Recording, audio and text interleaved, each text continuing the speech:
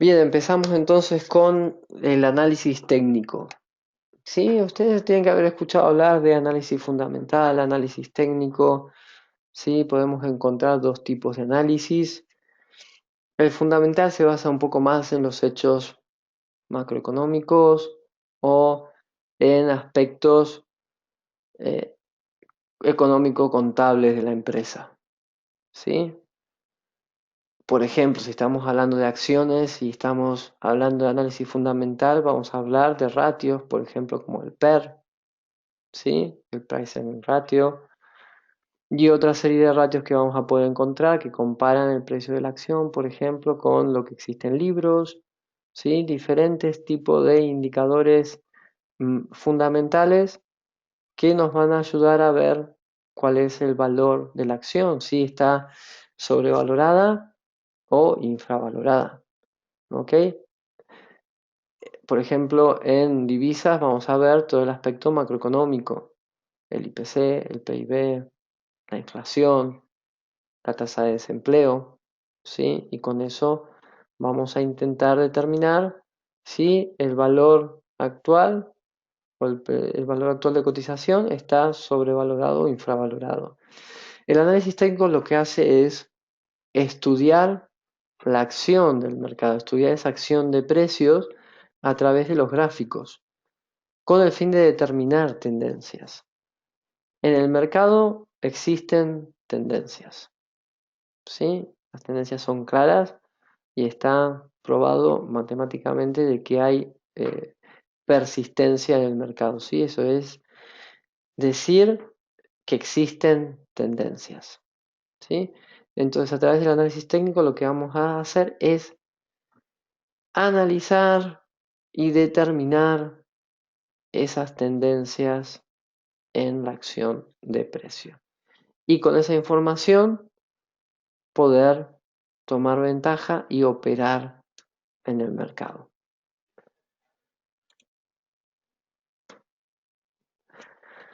¿Cuándo se inicia el análisis técnico? El análisis técnico se inicia con Charles Henry Down, que es el creador de la teoría de Down, y el índice Dow Jones lleva su nombre. Se originó a finales del siglo XIX. Fíjense, hace bastante tiempo. Lo que hizo Down es tomar diferentes empresas y crear índices, ¿sí? Lo que se conoce como lo que es el índice industrial, el índice de Dow Jones. Y con eso empezó a estudiar la acción del precio y pudo determinar que existían tendencias en esos precios y ciertas pautas que constituyen la base fundamental de lo que hoy en día es el análisis técnico. Estamos hablando de hace muchísimo tiempo. Y más tarde, unos años más tarde, alrededor de 1930, 1940, Ralph Nelson Elliott, que es el creador de la teoría de las ondas, tomó esta teoría de Down, del cual era muy fanático, le gustaba mucho, y lo que hizo fue profundizar esta teoría y desarrollar la teoría de las ondas. ¿Ok? Todo lo que postula la teoría de Down se sigue utilizando en la actualidad, ¿sí? Es decir, vamos a hablar de tendencias en la acción de precios. Y vamos a hablar de la que el análisis técnico se puede dividir en dos categorías. Por un lado, el análisis gráfico, análisis chartista, y por otro, el análisis técnico en sentido estricto. ¿Cuál es el análisis chartista? Solo veo el gráfico. No utilizo ningún tipo de oscilador, ¿sí? O herramienta técnica. Solamente viendo el gráfico, los movimientos, determino patrones y esos patrones geométricos son los que voy a utilizar para poder operar. Por ejemplo, el más común es el triángulo, ¿sí? Una vez que veo un triángulo, lo que dice el análisis técnico tradicional, ¿sí? Que yo tengo esta estructura y veo un triángulo, entonces sí, voy a tener otro movimiento más al alza en el cual voy a proyectar la longitud desde el momento de ruptura, ¿sí? Eso sería hacer análisis tipo chartista. Y análisis técnico en sentido estricto utiliza ya indicadores, ¿sí? Vamos a utilizar indicadores técnicos como puede ser el estocástico, el MAC, los puntos pivot, ¿sí? No solo me quedo con el gráfico, sino que tomo otras herramientas que me ayudan a poder entender qué es lo que está haciendo ese instrumento financiero.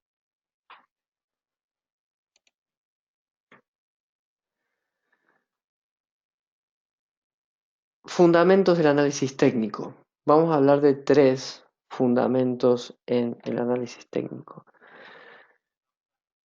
El primero, los movimientos del mercado lo descuentan todo.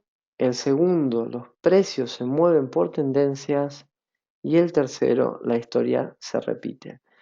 Los movimientos del mercado lo descuentan todo. ¿Qué es lo que quiere decir esto? Que el precio se mueve por algún motivo. Hay algunas razones detrás que nosotros podemos conocerlas, desconocerlas o conocerlas parcialmente, que influyen en el movimiento de ese precio. Estas razones pueden ser razones de tipo fundamentales, ¿sí? Lo que veíamos el otro día con la inflación, el PIB, la tasa de empleo, por motivos o razones políticas, ¿sí? Psicológicas, cuando hablamos de psicológicas estamos hablando de razones psicológicas del inversor, ¿ok?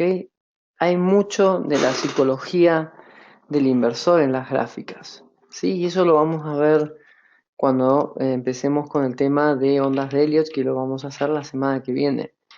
Hay características psicológicas para cada onda, ¿sí? Los movimientos o los gráficos reflejan en gran parte esa psicología del inversor. Motivos políticos pueden ser, por ejemplo, lo que está sucediendo ahora en Estados Unidos con todo el tema de Rusia, que pone en duda, ¿sí?, la fortaleza política en Estados Unidos, o esa incertidumbre que se tiene frente a si se va a renovar un mandato más o no la presidenta de la Fed, Janet Yellen. Esos son motivos políticos que pueden hacer dudar al inversor y por los cuales, ¿sí?, podemos o ver movimientos a la baja o podemos ver movimientos al alza, ¿sí?, como tuvimos en el caso también con Trump cuando ganó las elecciones.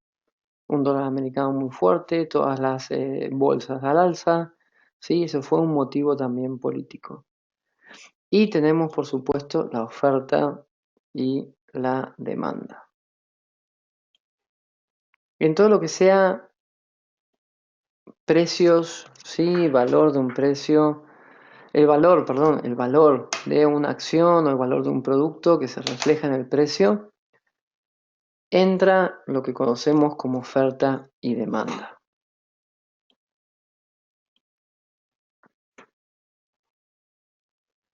Ok, la oferta y la demanda, sí, vamos a explicar un poquito ahora qué es esto de oferta y demanda.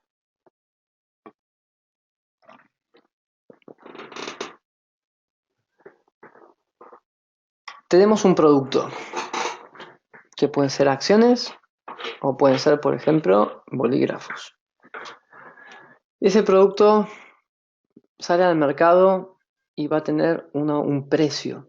Y en función del precio vamos a tener demanda, ¿sí? Si nos colocamos en la posición de la empresa, de la productora de bolígrafos, cuanto más caro el bolígrafo, más voy a querer vender, ¿sí? Por lo tanto, en este eje, el eje de abajo, vamos a tener el precio, ¿sí? Entonces, cuanto más alto el precio, más me interesa vender lógico, mayor el beneficio. Pero como consumidor sucede lo contrario. Cuanto más barato, más quiero comprar, pero a medida que va aumentando el precio, cada vez me interesa menos comprar ese producto.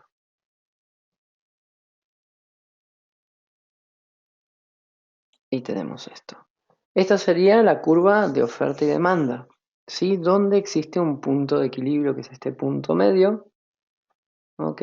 En donde tanto empresa, la que produce, ¿sí? El oferente del producto, como el demandante, que es el consumidor, están de acuerdo frente a lo que sería el precio del producto. Y acá tenemos una demanda correcta, ¿sí? Una relación, un equilibrio entre lo que sería oferta y demanda.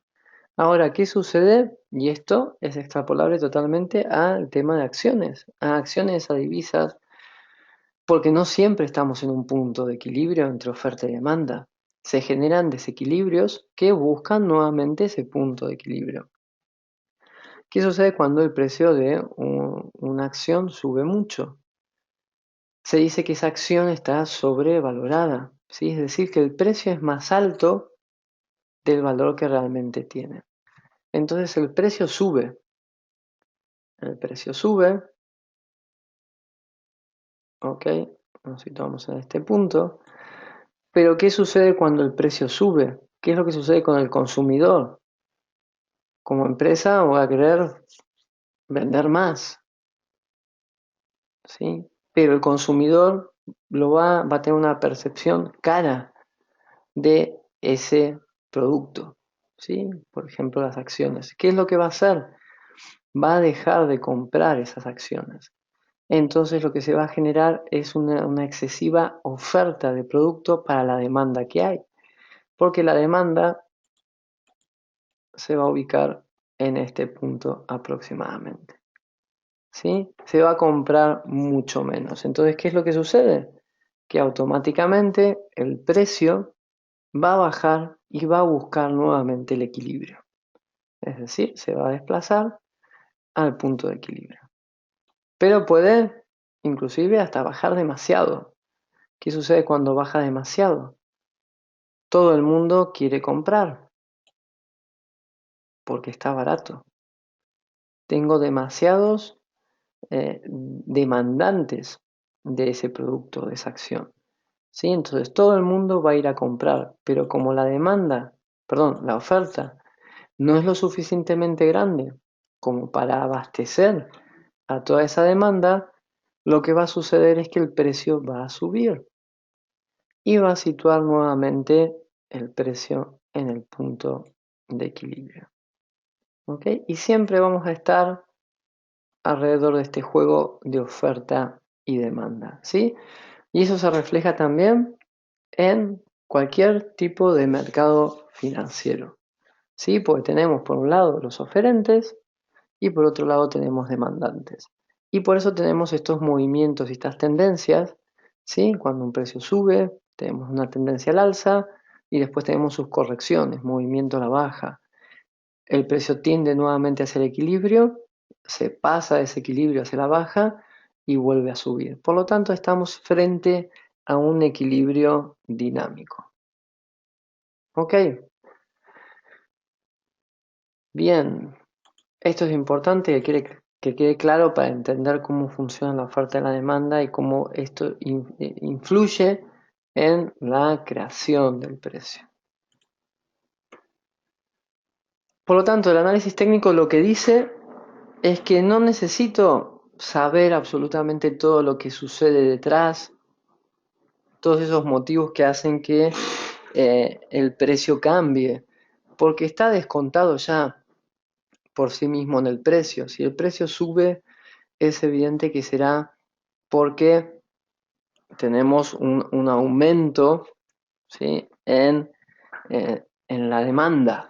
La demanda aumenta, entonces existe ese aumento en el precio. Y tenemos también motivos fundamentales o motivos políticos que los explicamos antes que pueden hacer que ese precio suba. ¿Ok? Pero se va a ver totalmente reflejado en el gráfico. Vamos a ver ese movimiento al alza. Lo que podemos es justificarlo. Justificar ese movimiento alcista con motivos macroeconómicos, motivos políticos, motivos de oferta-demanda. ¿Sí? Y esto, por ejemplo, oferta-demanda se ve mucho en los commodities, en el crudo, por ejemplo. Tenemos cada tanto inventarios de petróleo crudo. ¿Qué es lo que sucede cuando vemos que la oferta, ¿sí? La producción de petróleo crudo cae? El precio del crudo sube.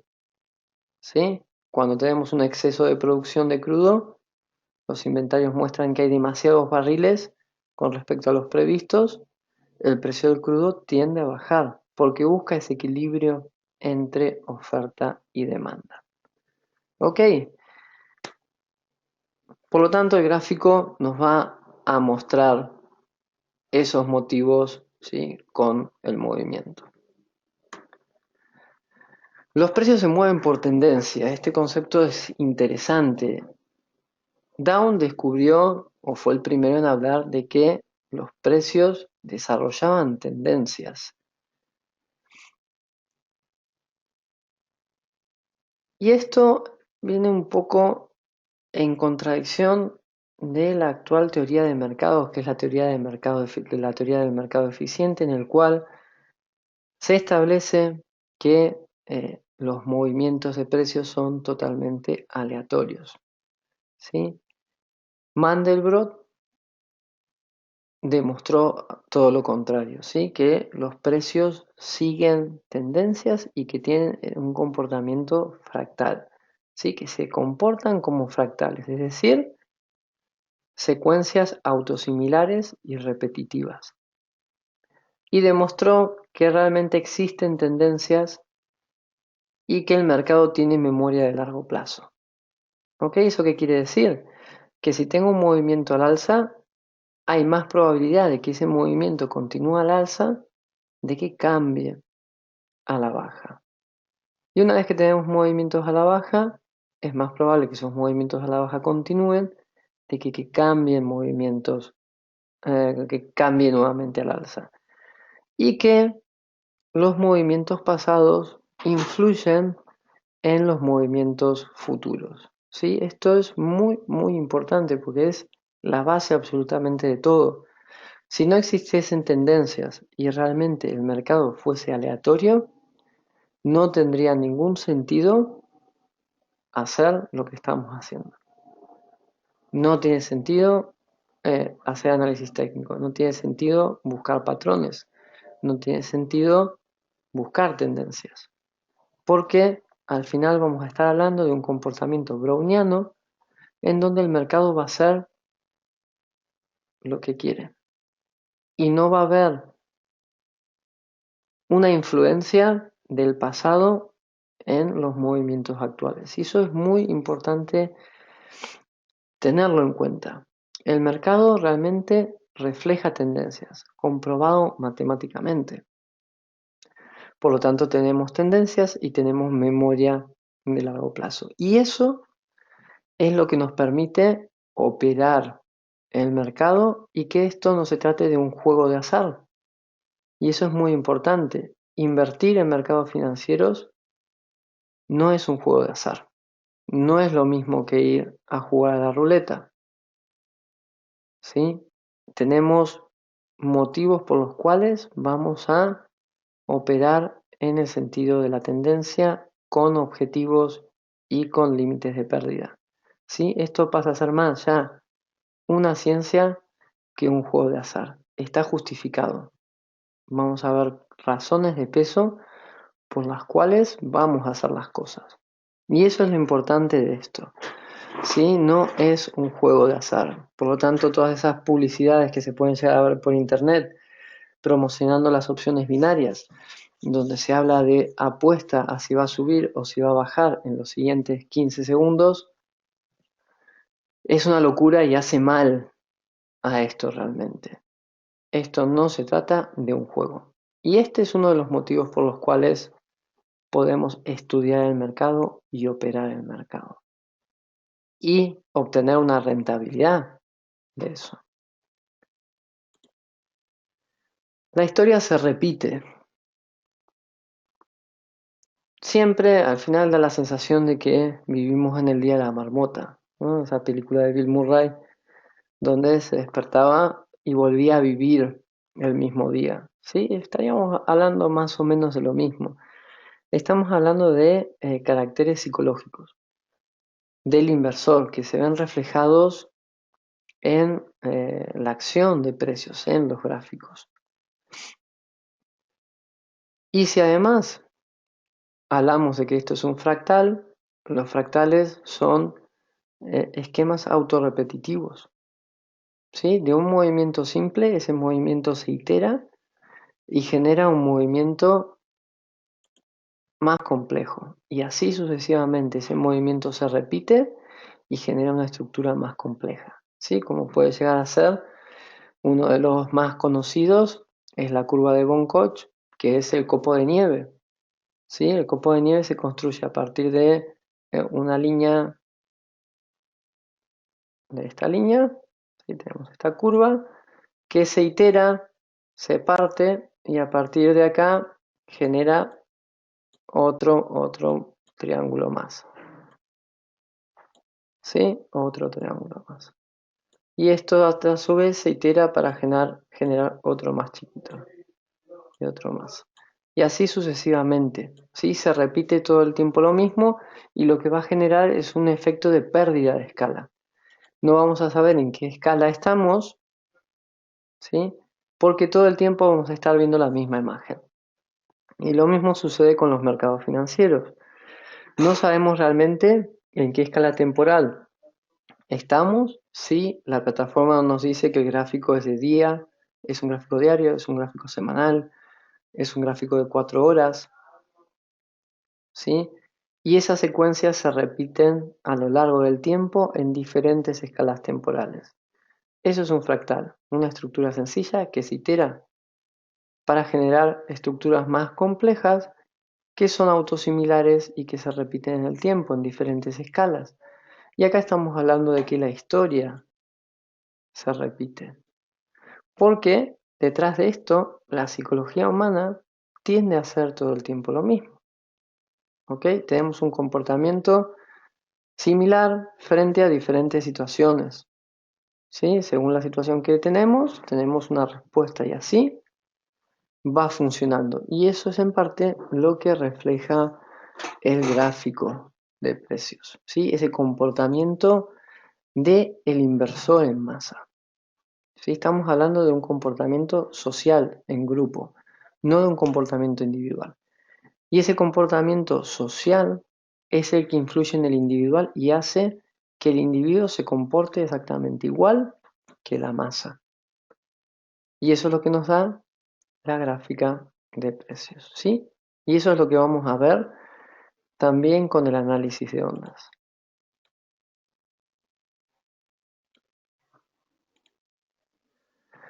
Bien, tipos de gráfico. Esto es muy sencillito. Los tipos de gráfico, tenemos 3 tipos de gráficos más conocidos. Después, si vemos otro tipo de literatura, también vamos a encontrar los gráficos de puntos y figuras, ¿sí? Pero lo que más se conoce, lo que más se utiliza son los gráficos de líneas, los gráficos de barras y los gráficos de velas japonesas.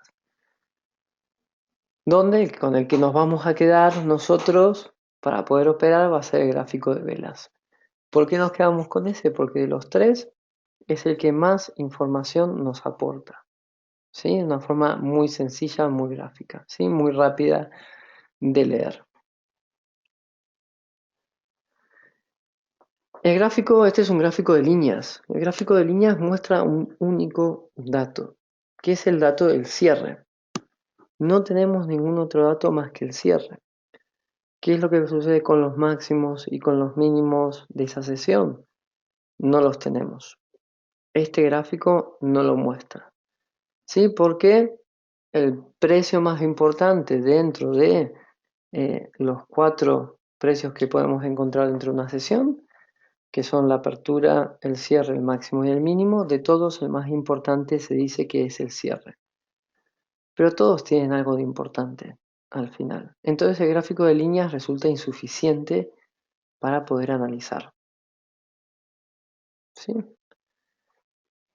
Tenemos un problema con este gráfico, que es la falta de información. Nos falta algo más de datos, y por eso tenemos el gráfico de barras. El gráfico de barras ya nos muestra apertura, cierre, máximo y mínimo. ¿Sí? Empezamos con, vamos a dibujarlo acá, la apertura. La apertura siempre empieza del lado izquierdo y se refleja con una barra horizontal. Y a partir de ahí empieza a cotizar la acción de precios. ¿Sí? El precio se empieza a mover, va hacia la baja, va hacia el alza, vuelve hacia la baja, cierra. Y en el cierre tenemos una línea horizontal hacia la derecha. Y acá tenemos entonces los 4 datos de la sesión. Tenemos la apertura, tenemos el cierre, el mínimo y el máximo de la sesión. Y entonces ya es mejor operar porque son muy importantes también estos niveles de mínimo y de máximo, como también la apertura y su relación con el cierre. Pero gráficamente es complicado leer todos estos datos en un gráfico de barras. Visualmente vemos una barra. Es muy complicado ver, tenemos que hacer un esfuerzo real para ver dónde está la apertura y dónde está el cierre en este gráfico. Por lo que la solución a esto nos la va a aportar el gráfico de velas. En este caso ya es mucho más visual la gráfica, mucho más fácil de leer. Tenemos la misma cantidad de datos que en un gráfico de barras, pero con la visual del cuerpo de la vela. Ese cuerpo que tiene un color nos dice si el movimiento cerró al alza o si cerró a la baja, cuál es el máximo, cuál es el mínimo, y aparte las velas nos dan pautas, ¿sí? Lo que se conoce como pautas, que son patrones que nos ayudan a identificar qué es lo que está sucediendo en el mercado.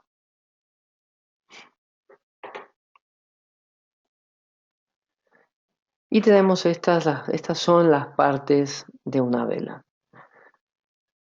Empezamos con la apertura. La apertura es esa línea, una línea horizontal. Y a partir de ahí se empieza a crear el cuerpo. El cuerpo es este rectángulo que puede ser blanco en el caso del alza, negro en el caso de ir a la baja, pero vamos a ver que con las plataformas nosotros podemos configurar el color que querramos para esos cuerpos. ¿Sí? Al final, hoy en día lo bueno es que las gráficas no se hacen manualmente. Sí, eso es una gran ventaja, porque si pensamos hace 50 años atrás, los gráficos se seguían haciendo de forma manual muchas veces. Ok, entonces tenemos los gráficos que nos permiten, las plataformas nos permiten poder configurar la gráfica a nuestro gusto.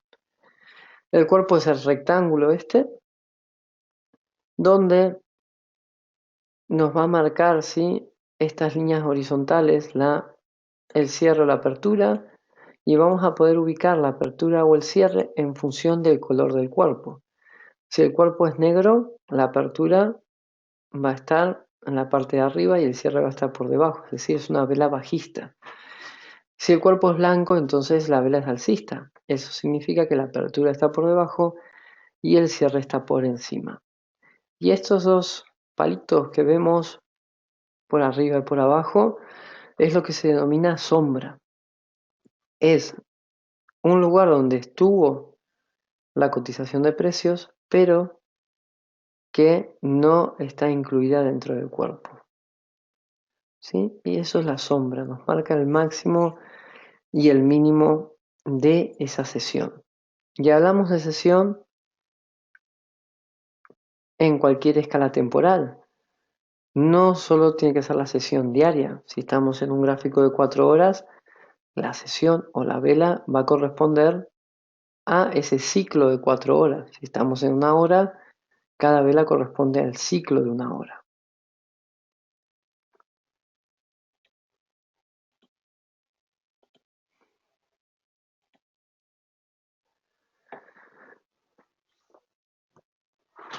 Entonces decíamos que los gráficos de vela los podemos usar en cualquier escala temporal, ¿sí? Las pautas pueden ser leídas en cualquier escala temporal y dependiendo de la escala en que nos ubiquemos, cada vela va a pertenecer a esa escala temporal en la cual estamos ubicados. 4 horas, 1 hora, ¿sí? Y vamos a tener los 4 datos que necesitamos, que son apertura, cierre, máximo y mínimo. Y dependiendo de el cuerpo y las sombras, vamos a tener esto que llamamos pautas. Podemos tener pautas básicas, pautas individuales, ¿sí? de velas únicas, o podemos tener grupos de velas que conforman diferentes pautas. Pautas hay montones, montones realmente. Por lo que al final del curso nos vamos a centrar en las principales y las que mejor funcionan. Bien, la vela básica tiene el cuerpo, la sombra superior, la sombra inferior. Cuando el cuerpo es muy grande, como en este caso tenemos un cuerpo muy largo, se dice que son días largos, ¿sí? Por el tamaño ese tan alargado del cuerpo. Pero cuando el cuerpo de la vela es cortito, se dice entonces que estamos frente a días cortos. Y la sombra, en ambos casos, tiene un tamaño de proporción con respecto al cuerpo, es pequeña con respecto al cuerpo. ¿Sí? Esto es muy importante también, porque el tamaño de las sombras nos va a indicar, ¿sí? Ciertos aspectos psicológicos del mercado. ¿Ok? En este caso estamos hablando de velas estándar, vela normal. Una sombra relativamente corta, ¿sí? En comparación con el cuerpo.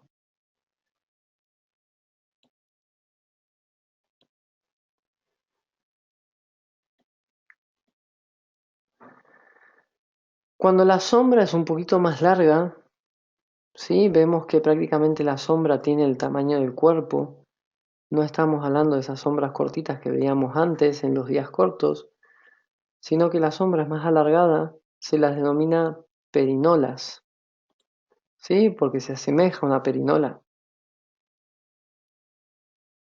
Sombras que son prácticamente del mismo tamaño que el cuerpo. Y esto refleja esa lucha entre el alza y la baja y muestra indecisión. Todas estas velas donde la sombra es un poco más larga y terminamos más o menos al mismo nivel, nos está diciendo que el mercado no tiene claro cuál es la dirección. No tiene claro si es un mercado alcista o si es un mercado bajista. Y esto nos da estructuras de tipo horizontal. Sí, muchas veces. Vamos a ver estas perinolas, por ejemplo, después de un movimiento al alza fuerte, podemos llegar a tener ubicadas perinolas alrededor en estructuras horizontales y después continuar con movimientos al alza. ¿Sí? Por lo tanto, esto nos está marcando indecisión.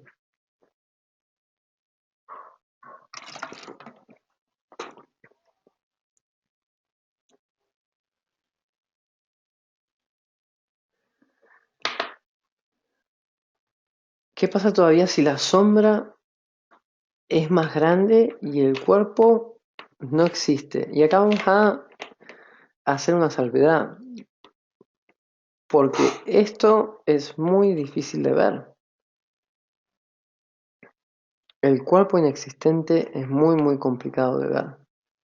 Si estamos diciendo que cerró al mismo nivel que abrió. Si abrió 1.10, cierra 1.10.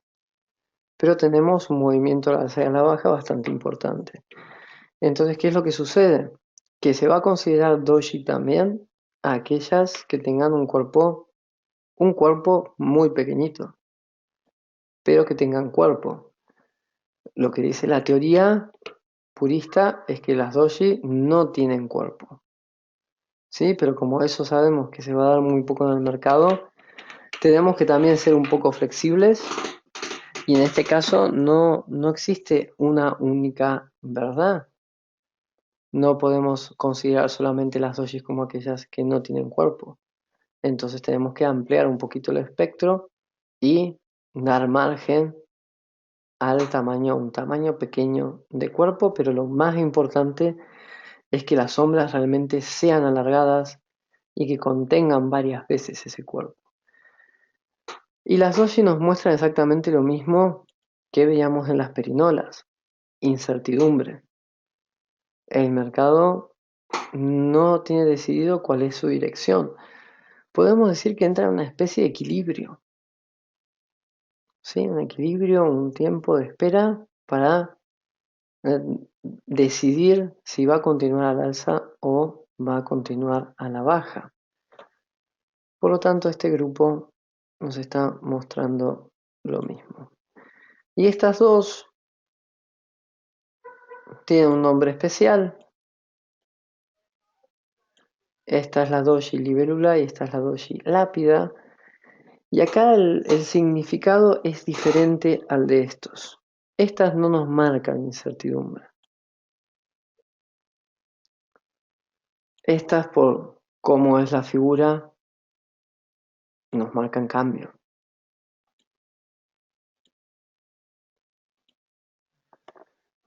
Bien, vamos otra vez para atrás. ¿Por qué? Lo tenemos acá. ¿Por qué nos marcan cambio? ¿Sí? Estas. Y no las, a diferencia de las dojis. Porque si vemos acá, el mercado, por ejemplo, en la libélula, establece un nuevo mínimo,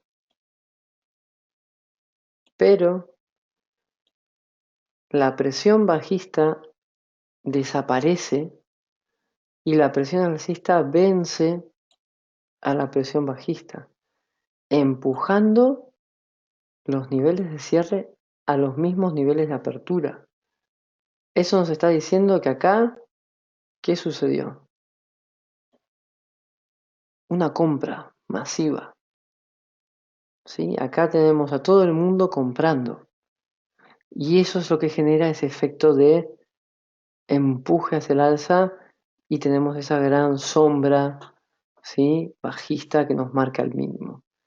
Esta Dragonfly nos está indicando que hubo una compra masiva en ese mínimo y que estamos cambiando hacia el alza. Entonces acá ya tenemos un ejemplo de una pauta muy buena para buscar cuando estamos en zonas de agotamiento y finalización de ondas. Porque esto ya nos está diciendo que el movimiento está finalizado o existe una alta probabilidad de que esté finalizado y que estamos cambiando el sentido, ¿sí? Estamos cambiando, por ejemplo, acá en este caso de la baja al alza. Y lo mismo podemos decir de la doji lápida, pero en sentido contrario, porque si vemos tenemos un máximo